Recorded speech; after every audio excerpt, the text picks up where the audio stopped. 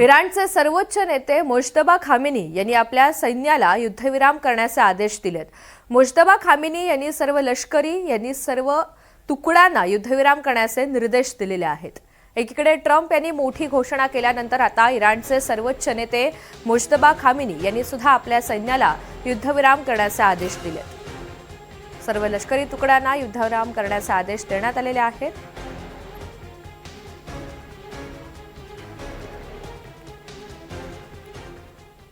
तर युद्धविरामाच्या घोषणेनं कच्च्या तेलाच्या किमती घसरलेल्या आहेत। अमेरिकन शेअर बाजारामध्ये सुद्धा उसळी पाहायला मिळते। युद्धविरामाच्या घोषणेनंतर कच्च्या तेलाच्या किमती $92 प्रति बॅरलवर आलेल्या आहेत।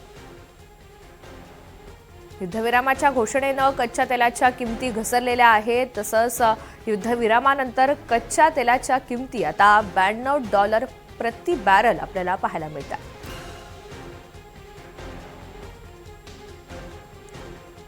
अमेरिकेनंतर इस्रायलचाही शस्त्रसंधीचा निर्णय समोर येतोय।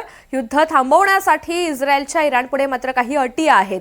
इस्रायल लेबनॉनवरील हल्ले सुरूच ठेवणार आहे असंही सांगण्यात आलंय।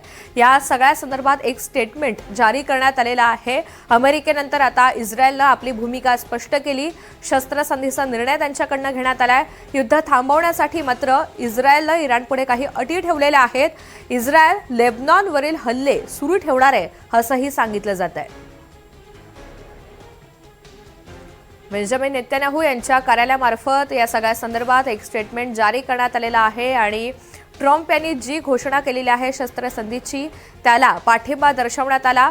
मात्र दुसरीकडे काही अटी या इराणच्या पुढे ठेवण्यात आलेल्या आहेत। त्या अटी इराण मान्य करतं का हे सुद्धा पाहायचं किंवा दोन्ही देशांमध्ये त्या संदर्भात काही चर्चा होते का हे सुद्धा पाहणं गरजेचं असेल। इस्रायल मात्र लेबनॉनवरील हल्ले सुरू ठेवणार आहे।